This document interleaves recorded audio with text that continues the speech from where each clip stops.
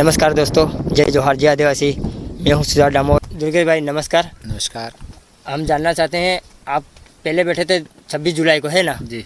और 30 जुलाई को वापस उठ गए थे आप जी। भूख हड़ताल से। हाँ, तो वापस क्यों बैठना पड़ा आपको? उन्होंने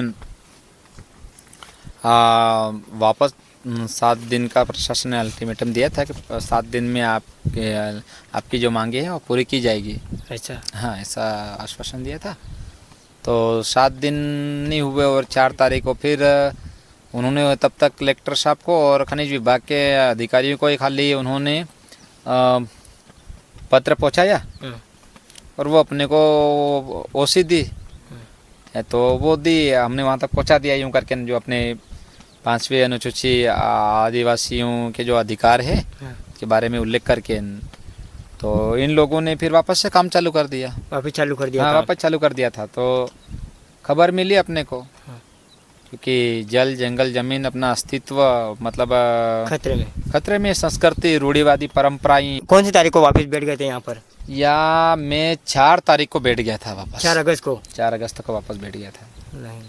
हाँ, क्योंकि यही सब कुछ है, जल जंगल जमीन और आदिवासियों के अधिकार। और मेरा बैठने का मेन उद्देश्य है कि ये चीज़ें बची रहे। सैकड़ों मील दूरी से जो हवा आ रही, आंधी तूफान आ रहे, कोई गोले आ रहे, तो ये तो हमारे पास पहाड़ी क्षेत्र भी होना ज़रूरी है।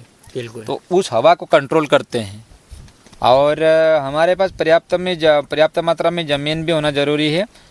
अपन सोच सकते हैं कभी कभी कहीं बांध बन रहे हैं, कभी कभी जनसंख्या भी बढ़ेगी, तो कुछ न कुछ कारणवश कभी बहुत सारे कोई का तालाब भी कोई फूट जाते हैं, खुदा न खास्ता।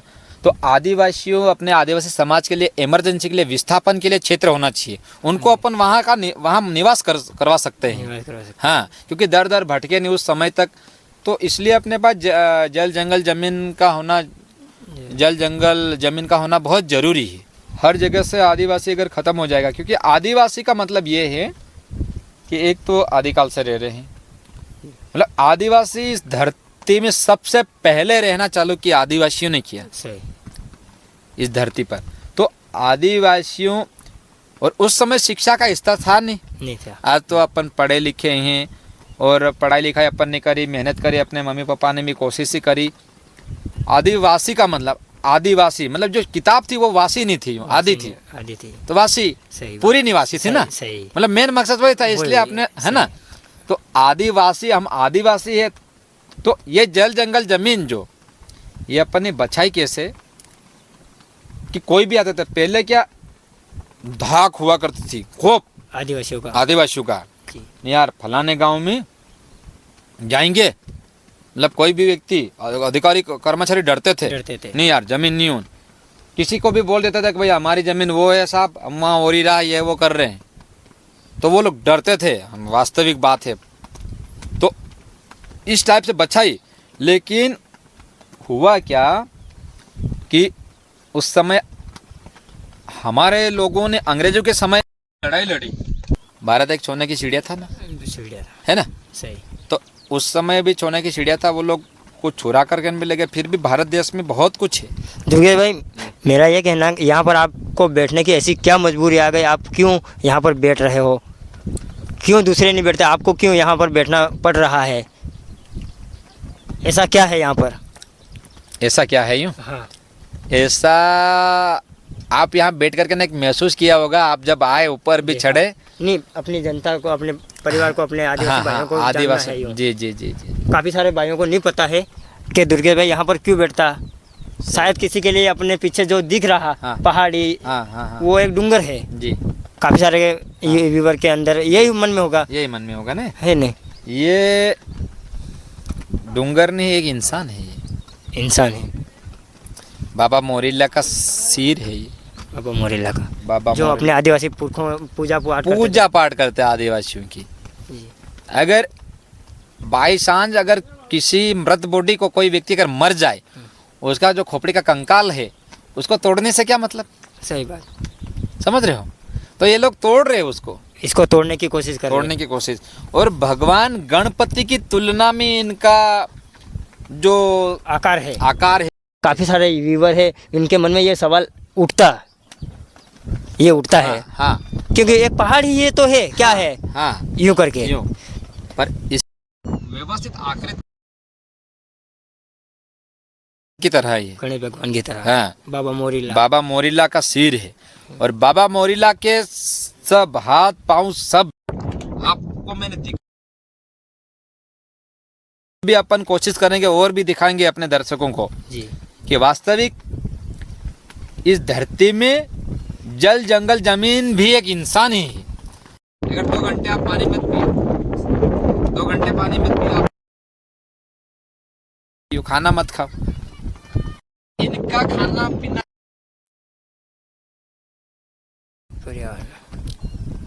पर्यावरण है, इनका खाना पीना है, शांति रहती है। और मतलब घास फूस से लगा कर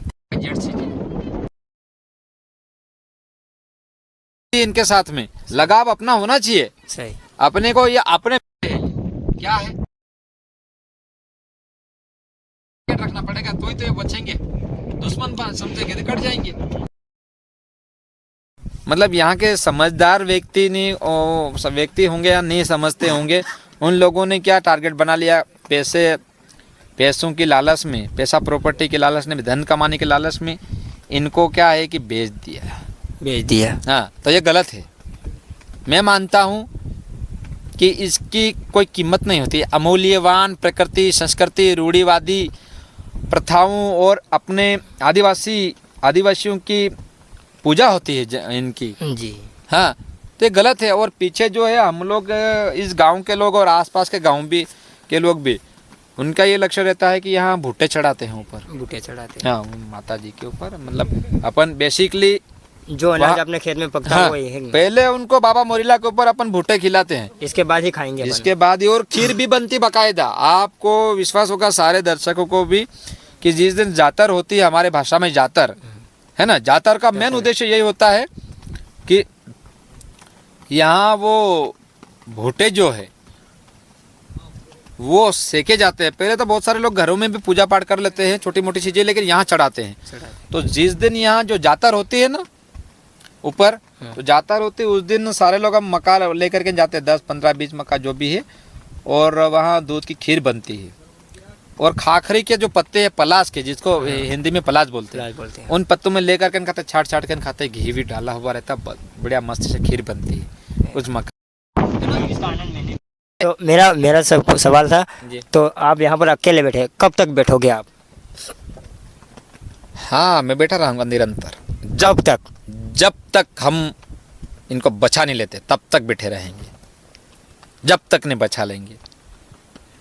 इसको पर्यटन स्थल बनाएंगे, दर्शक आएंगे, दर्शन करेंगे, श्रद्धालु आएंगे, श्रद्धा, आस्था और भक्ति का केंद्र बनाऊंगा इसको मैं बहुत बड़ी मजबूती से।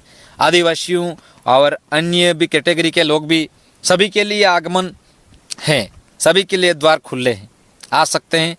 आप यहाँ की हवा का आनंद ले सकते हैं, और यहाँ के जल जंगल जमीन, और यहाँ से आप देख सकते हो आसमान भी अपने को दिखेगा, बड़ा आनंद और उल्लास होगा।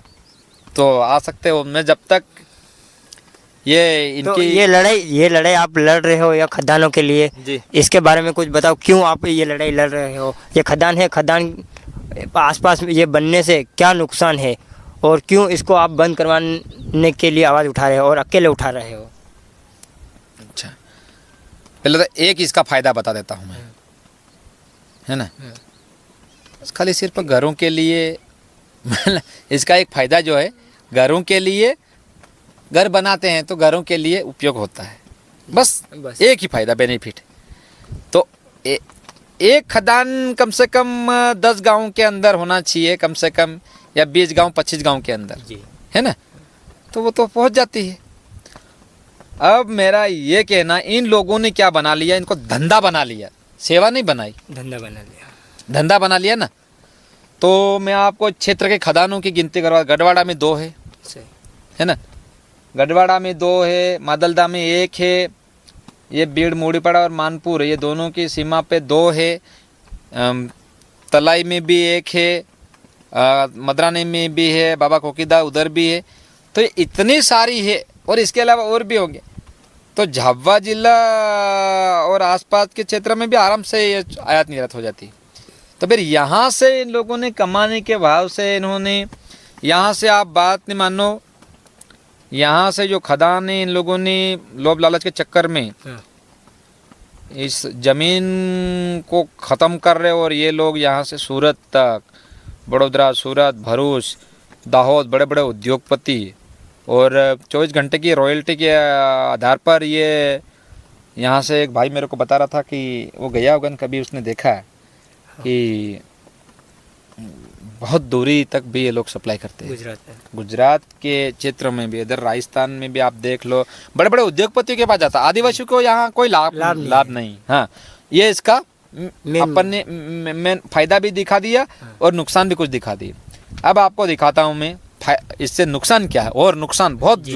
पहला नुकसान ये है कि सांस की जो बीमारी है, अस्थमा, दम्मा जिसको बोलते हैं, और सिलिकोसिस, सांस लेने में समस्या है, और इसके बाद में टीबी भी लगना तय है, इसके बाद में फेफड़े खराब होना तय है, आँखें खराब होना तय है, ठीक है। इसके बाद में जो हवा अपन लेंगे तो हवा सूद लेंगे, कभी कभी अपने को यहाँ कोई वो होता है तो अपने को छींक आती। क्यों आती? झाड़ू लगाते छींक आती। क्यों आती? इसका मेन कारण क्योंकि धूल जा रही थी अंदर, कंट्रोल करने की कोशिश जो गई वो चली गई, फेफड़ों में जब पहुँच जाती है ना, तो वो फिर क्या है कि ब्लड में, फेफड़ों में अगर अपना खून का प्रभाव भी चलता है, प्रवाह उसका आवक जावक, वो फिर उसमें कण मिल जाते हैं, कण धूल के, तो खून में घूमते हैं। घूमने के बाद में किसी को लकवा भी होता है, पैरालिसिस जिसको बोलते हैं, और किसी को हार्ट है, हार्ट में भी जमा हो जाता है, ज़्यादा अगर जमेगा तो हो जाएगा ना, तो वो हो जाता है। इसके बाद में बीमारी की नाम, ये ब्लास्टिंग होता है तो कान की जो पर्दे फटने का चांस भी रहता है, और सुनाई भी नहीं देता है, कम सुनाई देना, श्रवण शक्ति, दिखाई भी नहीं, ये चीज़ें। और इसके बाद में बताता हूँ, किसी माँ के गर्भ में पल रहे बच्चे को, छोटा बच्चा है या बड़ा बच्चा, माँ की पेट में 9 महीने के भीतर जो पल, उस बच्चे को 20 ब्लास्टिंग होने से उसके अंग, हार्ट में छेद हो सकते हैं, अपना हृदय जो धड़कता है उसमें छेद हो सकता है, काणो थी जाए अपने भाषा में है।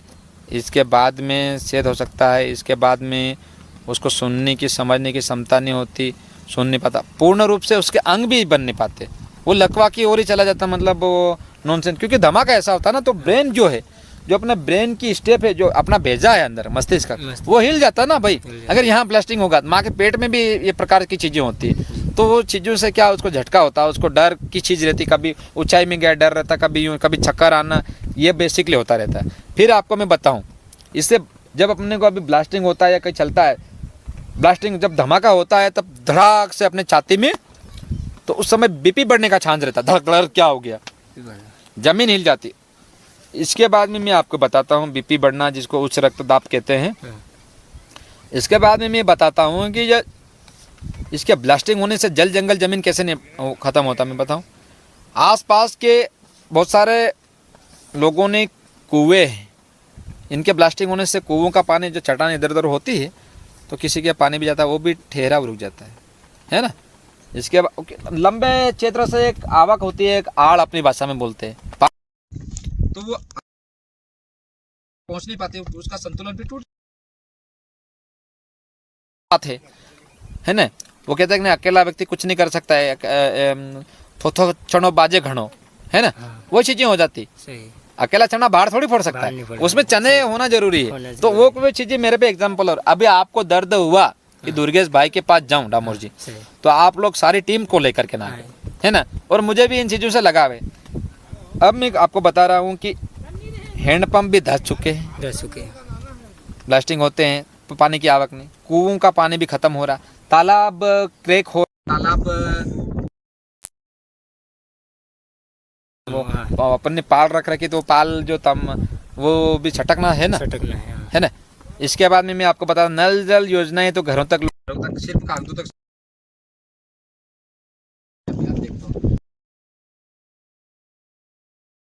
बात कर रहा हूँ। फिर आपको बताऊं, यहाँ लोग फिर वो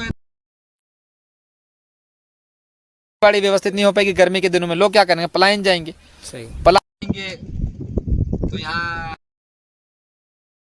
हो जाएगा कि छोटे बच्चों को कहाँ छोड़ करके कर्जा हो जाएगा लोगों के पास, तो पाने के लिए खेती बाड़ी बर्बाद हो जाएगी, गाय जो भी है चरने के लिए बकरा बकरी, तो ज़मीन ख़त्म हो जाएगी तो वो पाल भी नहीं पाएंगे। तो फिर आदिवासियों के लिए मतलब कोई वो चीज़ें है नहीं, तो आदिवासी क्या करेंगे?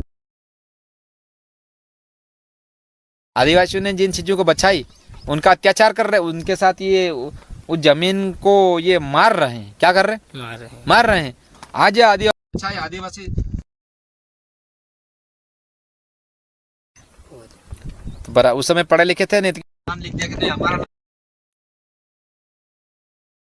हो गए, उनका कोई कुछ नहीं, आंकड़ा ही नहीं है। कहाँ आंकड़ा है? अभी मानगढ़ की धरती पे देखो 1500 आदिवासी शहीद हुए, तो उसको राष्ट्रीय स्मारक अभी घोषित करने का था, सरकार ने घोषित कर लिया। फिर आदिवासियों के साथ तो अलग ही, तो मैं कि इससे लंबे लंबे क्षेत्र तक। फिर रही बात, मैं आपको बताऊं कि दुर्गेश भाई नुकसान और भी क्या, तो खेती बाड़ी तो प्रभावित होगी। अगर मक्का की, गेहूं की फसल, कपास की, मैं यहाँ के लोग बोलते हैं तो उस कपास को हम दबा नहीं पाते हैं, दबाते तो वो क्या है, काला हो जाता, ब्लैक हो जाता बिल्कुल, क्योंकि मिट्टी वाला था। मिट्टी, हाँ 20-30 किलो होता तो डायरेक्ट बेच देना पड़ता, आज निकाला कल बेच देना पड़ता कपास को। दुर्गेश भाई शायद मेरे सब्सक्राइबर का सवाल होगा, शायद आप इतना जानते हो, पढ़ाई क्या क्या करी? मैंने पढ़ाई में मेरा जो 12वीं था मेरा बायोलॉजी सब्जेक्ट से जी, वो फर्स्ट डिवीज़न से रहा जी।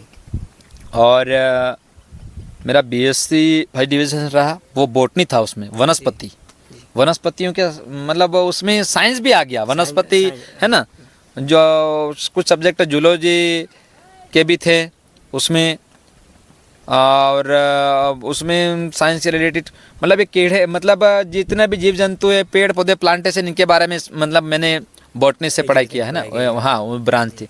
इसके बाद में मैंने एमएससी भी बॉटनी से किया। हाँ मेरा टारगेट, मैंने उसमें भी वही पढ़ाई करी सारे, उसमें सब डीएनए ये सारी चीज़ें जो साइंस, जो विज्ञान कहता है वो मैं बातें कर रहा हूँ, जो पर्यावरण कहता है वो मैं बातें कर रहा हूँ, है ना। और इसके बाद में मेरा अभी फार्मेसी भी चल रहा है लगभग, लेकिन अभी प्रभावित हो रहा है मेरा फार्मेसी। हाँ, और बेसिकली फार्मेसी में करता भी रहा हूँ यूँ तो, और मेरी कुछ पढ़ाई, मेरा एक अच्छा अनुभव है, तो मैं कुछ डॉक्टर मतलब की प्रैक्टिस टाइप में अच्छा व्यवस्थित जानता हूँ और वो भी करता हूँ।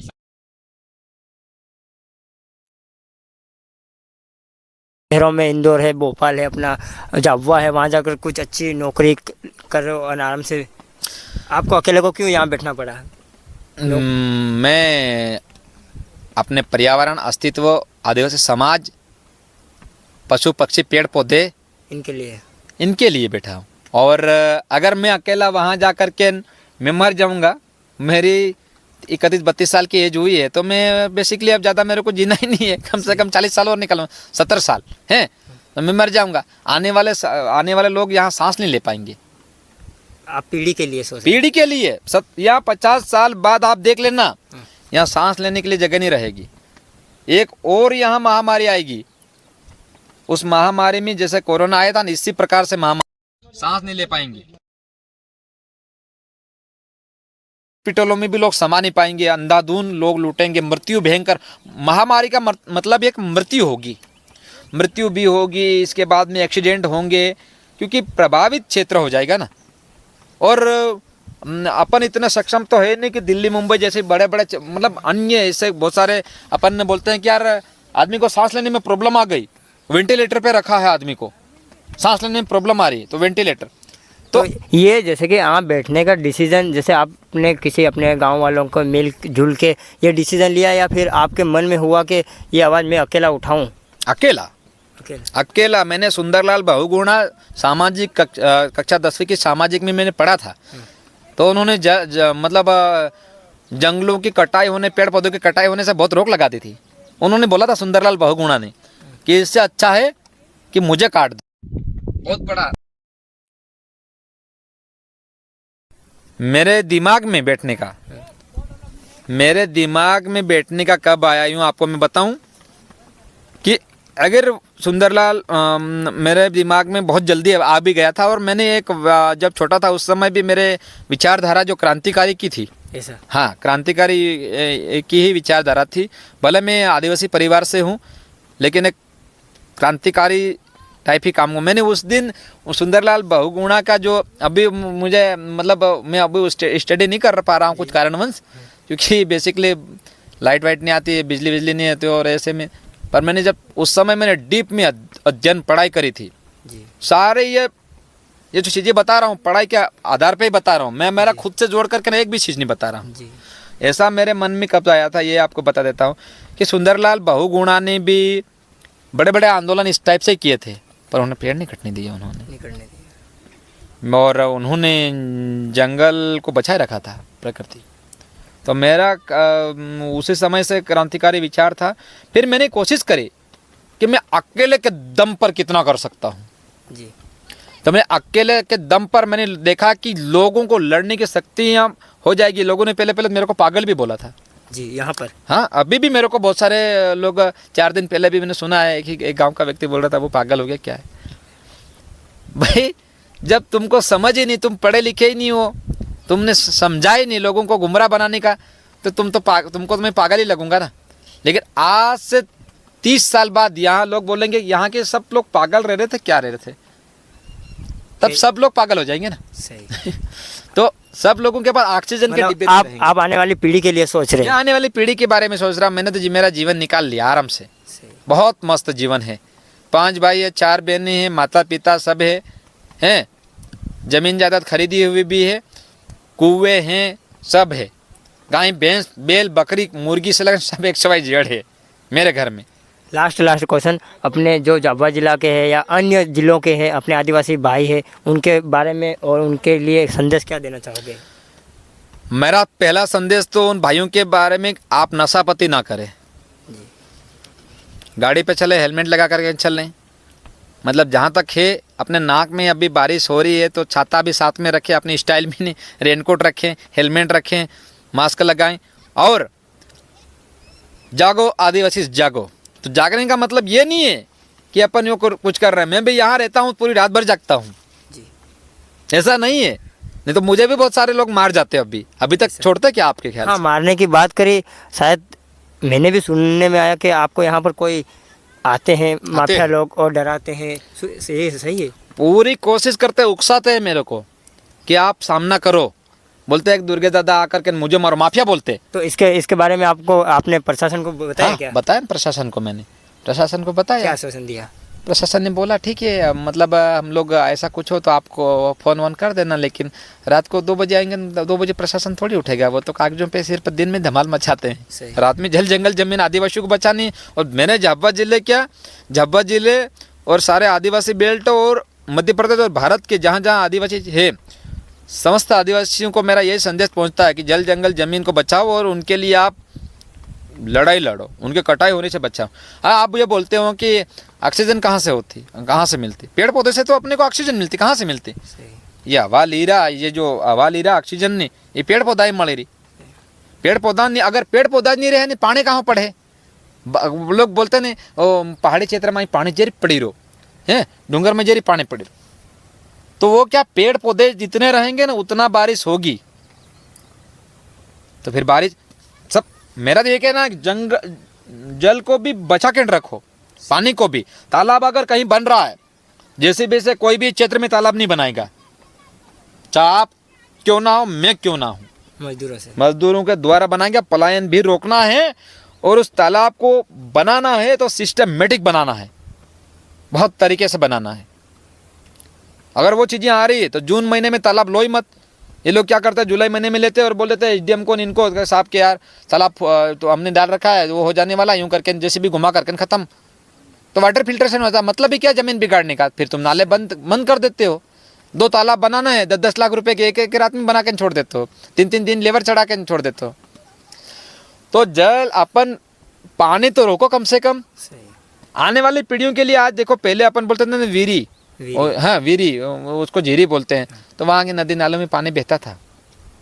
उस समय लोगों ने कंट्रोल और जल के ऊपर कंट्रोल भी किया था। अभी क्या है, जो कुओं का स्तर भी ज़्यादा गहराई पर चला गया तो पानी है नहीं ना, ट्यूबवेलें लग गई है, कहीं कहीं बोरिंग लग गई, कहीं ऐसे ब्लास्टिंग हो रहे हैं उनसे।